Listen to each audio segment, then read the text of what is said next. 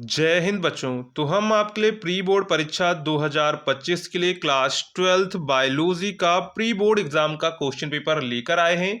यह प्रश्न पत्र आपके जो है प्री बोर्ड एग्जाम और बोर्ड एग्जाम के लिए इंपॉर्टेंट है। तो आप लोग इस क्वेश्चंस को एक बार एग्जाम से पहले जरूर तैयार करके जाइएगा और इसी तरह क्वेश्चंस आपके बोर्ड एग्जाम में आएंगे तो आप लोग इस तरह क्वेश्चंस की एक बार प्रैक्टिस जरूर कर लीजिएगा। ये पेपर आपकी बहन अक्षिता ने भेजा हुआ है, तो इस क्वेश्चन पेपर को हम लोग देखने वाले हैं किस तरह के क्वेश्चंस आपके बोर्ड एग्जाम में पूछे जाएंगे। तो इन्हीं तरह के क्वेश्चंस आपको एग्जाम में तैयार करके जाने हैं। और अगर आप चैनल पर पहली बार आए हैं तो आप चैनल को सब्सक्राइब कर लीजिए, क्योंकि यहाँ पर आपको जो है बोर्ड एग्जाम से रिलेटेड सारे क्वेश्चन पेपर मिल जाते हैं जिनसे आप अपने एग्जाम की अच्छे से प्रैक्टिस कर सकते हैं और बोर्ड एग्जाम में अच्छे मार्क्स ला सकते हैं। और साथ में हमने आपके लिए टेलीग्राम व्हाट्सएप ग्रुप बनाया हुआ है, उसकी लिंक आपको डिस्क्रिप्शन में मिल जाएगी, तो उसे आप लोग जरूर ज्वाइन कर लीजिएगा। और वीडियो अगर आपको पसंद आती है तो वीडियो को लाइक एंड चैनल को सब्सक्राइब करना ना भूलिएगा। तो सबसे पहले यहाँ पर जो हमारा नोट है, सभी प्रश्न अनिवार्य हैं। सबसे जो पहला प्रश्न होता है उसमें हमको जो है 4 ऑब्जेक्टिव क्वेश्चंस दिए जाते हैं और पेपर जो आपका होता है 70 नंबर का होता है। 30 नंबर आपको यहाँ पर प्रैक्टिकल में दिए जाते हैं। तो यहाँ पर सबसे पहला क्वेश्चन हमारा आ जाता है, प्रत्येक प्रतिरक्षी अणु में कितने पेप्टाइड बंध होते हैं? 6, 4, 2, 1। तो प्रत्येक जो प्रतिरक्षी यानी कि एंटीबॉडी में अणु में कितने पेप्टाइड बंध होते हैं? तो यहाँ पर जो है 4 पेप्टाइड बंध होते हैं, इसलिए ऑप्शन नंबर यहाँ पर आपका बी वाला करेक्ट हो जाएगा। ठीक है, इसके बाद आगे बढ़ते हैं। तो इसी में हमको खा क्वेश्चन दिया गया है, साल्विया के पुष्प में परागण क्रिया होती है कीटों द्वारा, जल द्वारा, वायु द्वारा, इनमें से कोई नहीं। तो साल्विया के पुष्प में जो परागण क्रिया होती है वो किसके द्वारा होती है? वो होती है कीटों के द्वारा। किसके द्वारा होती है? कीटों के द्वारा होती है, इसलिए राइट आंसर यहाँ पर क्या हो जाएगा?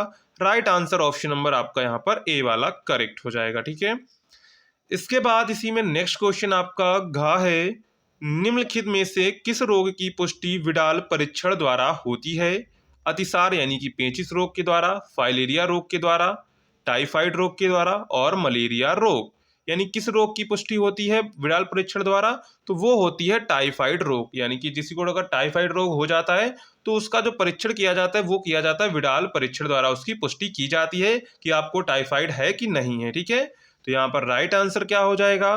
तो राइट आंसर यहाँ पर आपका जो है सी वाला करेक्ट हो जाएगा।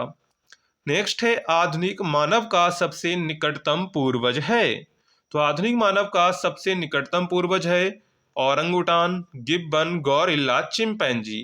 तो यहाँ पर राइट आंसर क्या हो जाएगा? राइट आंसर आपका हो जाएगा जो चिंपैंजी है वो आधुनिक मानव का सबसे निकटतम पूर्वज है, इसलिए ऑप्शन नंबर यहाँ पर आपका डी वाला करेक्ट हो जाएगा। ठीक है, इसके बाद आगे बढ़ते हैं। तो इसी में हमको क्वेश्चन नंबर 2 दिखता है, इसी का हमारा जो है यहाँ पर अब क्वेश्चन नंबर 2 से हमको एक एक नंबर के जो है अति लघुत्तरीय क्वेश्चंस देखने को मिलेंगे। जैसे यहाँ पर पहला क्वेश्चन है, शुक्राणु में एक्रोसोम का क्या महत्व है? तो शुक्राणु में एक्रोसोम का क्या महत्व होता है? तो ये जो होते हैं शुक्राणु को अंडे में प्रवेश करने में मदद करते हैं। क्या करते हैं? जो शुक्राणु को अंडे में प्रवेश करने में मदद करते हैं, क्योंकि एक्रोसोम में मौजूद एंजाइम जो है अंडे की सुरक्षात्मक परत को तोड़ते हैं। क्या करते हैं? जो उसमें अंडे में परत लगी होती है उसको वो तोड़ने का काम करते हैं, जिससे जो शुक्राणु है वो अंडे में प्रवेश कर सकें। इसके बाद है, विश्व की सबसे समृद्ध जैव विविधता कहाँ पाई जाती है? तो ये जैव विविधता कहाँ कहाँ पाई जाती है? तो ये जो है उष्णकटिबंधीय वर्षा वनों में पाई जाती है, जैसे ब्राजील, अमेजन वर्षा वन है, इनमें जो है विश्व की सबसे समृद्ध जैव विविधता पाई जाती है।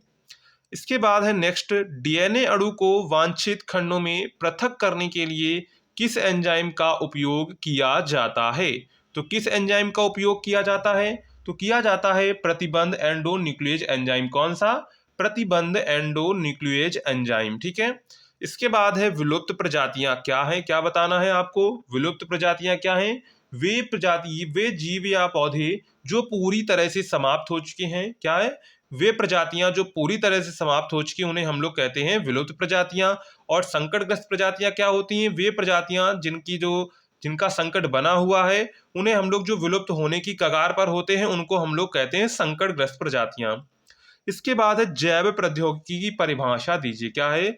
जैव प्रौद्योगिकी की परिभाषा देनी है, तो इसको आप लिख सकते हैं, सिंपल परिभाषा है। इसके बाद आते हैं क्वेश्चन नंबर थर्ड पर। तो क्वेश्चन नंबर थर्ड से हमको दो दो नंबर के क्वेश्चंस देखने को मिलते हैं, जिसमें हमारा सबसे पहला क्वेश्चन है सग सम युग्मजी तथा विषम युग्मजी में कैसे क्या तात्पर्य है, ये बताना है। नेक्स्ट है जैविक खाद क्या होती है, एक उदाहरण दीजिए। जैव प्रौद्योगिकी तकनीक द्वारा उत्पन्न फसल को क्या कहते हैं, इस तकनीक द्वारा उत्पन्न फसलों के दो लाभ लिखिए। तो यहाँ पर जितने भी सारे क्वेश्चंस हम आपको बता रहे हैं, ये सारे क्वेश्चंस आपकी एग्जाम के लिए इंपॉर्टेंट हैं, तो आप इन सभी क्वेश्चंस को एग्जाम से पहले प्रॉपर अच्छे से तैयार कर लेंगे। ठीक है, इसके बाद आगे बढ़ते हैं। तो इसी में हमारा नेक्स्ट क्वेश्चन है प्रकाश का पादपों पर प्रभाव लिखिए, यानी कि प्रकाश का जो पादपों पर क्या प्रभाव पड़ता है वो आपको यहाँ पर बताना है। इसके बाद इसी में आपका 11 क्वेश्चन है विलोन डेथ हॉज बायोरिएक्टर पर संक्षिप्त आपको यहाँ पर टिप्पणी लिखनी है। ये दो दो नंबर के हैं, तो उसी के अकॉर्डिंग आपको लिखना है, यानी आपको ज्यादा लंबा लिख देंगे तो आपके लॉन्ग आंसर्स छूट जाएंगे, तो आपको दो ही नंबर के बराबर ही लिखना है। इसके बाद हमारा आता है क्वेश्चन नंबर 4। तो क्वेश्चन नंबर 4 क्या कह रहा है राइबोसोमल आरएनए पर टिप्पणी लिखिए। क्या है? राइबोसोमल आरएनए पर टिप्पणी लिखिए। इसके बाद ये अब क्वेश्चंस आपको तीन तीन नंबर में देखने को मिलेंगे। अपूर्ण प्रभाविता क्या है, इसकी खोज किसने की? क्या है?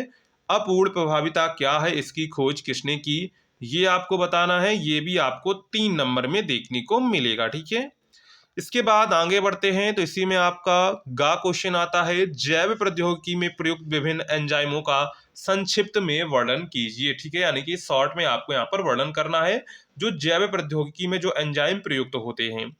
इसके बाद है डीएनए अणु की संरचना में चार गाफ के नियमों की महत्ता को स्पष्ट कर कीजिए। ठीक है, इसके बाद आता है क्वेश्चन नंबर 5। तो क्वेश्चन नंबर 5 में भी आपको तीन तीन नंबर में क्वेश्चंस देखने को मिलते हैं। जैसे इसी में हमारा पहला क्वेश्चन हो जाता है मानव नर जननांगों से संबंधित सहायक ग्रंथियां कौन सी हैं, संक्षेप में वर्णन करें। तो यहाँ पर जो है ये जो जनन अंग से संबंधित जो ग्रंथियां होती हैं ये मोस्ट इंपॉर्टेंट है, इन ग्रंथियों को आप एग्जाम से पहले तैयार कर लेंगे। ठीक है, इसके बाद इसी में आपका नेक्स्ट क्वेश्चन आ जाता है एड्स क्या है, इसका विषाणु शरीर के किस भाग को प्रभावित करता है और जो इसका संचरण किस प्रकार होता है, ये आपको यहाँ पर पूरा जो बताना है। इसके मिलेंगे आपको तीन नंबर। इसके बाद इसी में आपका नेक्स्ट क्वेश्चन आ जाता है परितंत्र विविधता क्या है, इसके विभिन्न प्रकारों का वर्णन कीजिए। क्या है? परितंत्र विविधता क्या है, इसके विभिन्न प्रकारों का वर्णन कीजिए। इसके बाद इसी में आपका घा क्वेश्चन है भ्रूण कोश के विकास की विभिन्न अवस्थाओं का सचित्र वर्णन कीजिए। क्या है? भ्रूण कोश के विकास की विभिन्न अवस्थाओं का सचित्र वर्णन कीजिए। तो यहाँ पर भी इसको भी करने पर आपको मिलेंगे तीन नंबर। इसके बाद आते हैं क्वेश्चन नंबर 6 पर। तो क्वेश्चन नंबर 6 में भी आपको तीन तीन नंबर में क्वेश्चंस देखने को मिलेंगे। जैसे पहला क्वेश्चन यहाँ पर हमारा है बहु प्रभावी जीन्स घातक जीन्स क्यों कहलाते हैं, माइकोराइजा पर संक्षिप्त टिप्पणी लिखिए। पहले ही मैंने एक क्वेश्चन पेपर सॉल्व करवाया था जिसमें हमने माइकोराइजा बताया था, अगर आपने उस वीडियो को देखा होगा तो अगर आपने उन क्वेश्चंस को तैयार किया होगा तो आपका जो एग्जाम अच्छा गया होगा। इसके बाद है द्वितीयक वाहित मल उपचार क्या है, यह किस प्रकार किया जाता है। तो ये सारे क्वेश्चंस जो हैं और लास्ट में कोडान तथा एंटी कोडान में अंतर स्पष्ट कीजिए। तो यहाँ पर ये सारे क्वेश्चंस आपके तीन तीन नंबर में है। ठीक है, यहाँ पर जो क्वेश्चंस आपको दिख जाते हैं कितने कितने नंबर में सारे क्वेश्चंस आपको दिए गए हैं। इसके बाद आते हैं क्वेश्चन नंबर 7 पर। तो क्वेश्चन नंबर 7 से हमको यहाँ पर जो है लॉन्ग आंसर टाइप क्वेश्चंस यानी कि 5 नंबर में देखने को मिलते हैं क्वेश्चंस। जैसे पहला क्वेश्चन यहाँ पर है न्यूक्लिक अम्ल क्या है, वॉटसन एवं क्रिक द्वारा प्रस्तावित डीएनए अणु की द्विकुंडलीय संरचना का वर्णन कीजिए। ये क्वेश्चन जो है वेरी वेरी इंपॉर्टेंट क्वेश्चन है, इसको आप अच्छे से तैयार कर लेंगे। ठीक है, इसके बाद अथवा में अगर आपको ये नहीं आता है तो आप नीचे वाला कर सकते हैं मानव के नर जनन तंत्र को नामांकित चित्रों सहित समझाइए। क्या है? मानव के नर जनन तंत्र को नामांकित चित्रों सहित आपको यहाँ पर समझाना है। ठीक है, तो यहाँ पर अथवा करके आपको दो दिए गए, दो में से आपको कोई एक करना है, इसके मिलेंगे आपको 5 नंबर। ठीक है, इसके बाद है क्वेश्चन नंबर 8। तो क्वेश्चन नंबर 8 देखो यहाँ पर क्या कह रहा है चिकित्सा के क्षेत्र में जैव प्रौद्योगिकी के अनुप्रयोगों पर विस्तृत टिप्पणी कीजिए अथवा आनुवांशिक अभियांत्रिकी में प्रयुक्त उपकरणों पर प्रकाश डालिए। तो यहाँ पर जो है आपको दो क्वेश्चंस दिए जाएंगे और वो क्वेश्चन होगा 5 नंबर का। तो इनमें से आप जो है कोई एक क्वेश्चन कर सकते हैं। इसके बाद हमारा लास्ट क्वेश्चन बचता है क्वेश्चन नंबर 9। पुष्पी पादपों में पर परागण की विभिन्न युक्तियों तथा माध्यमों का विस्तार पूर्वक वर्णन करो, अथवा मानव में प्रोटीन संश्लेषण की प्रक्रिया का सचित्र वर्णन कीजिए। तो यहाँ पर जो है आप इन दोनों में से कोई एक यहाँ पे कर सकते हैं। इसके मिलेंगे आपको 5 नंबर। ठीक है, तो ये पूरा आपका जो है क्लास 12th का बायोलॉजी का प्री बोर्ड क्वेश्चन पेपर हमने आपको दिखा दिया है, पूरा 70 नंबर का। तो इस तरह का आपको जो है प्री बोर्ड एग्जाम का क्वेश्चन पेपर आएगा।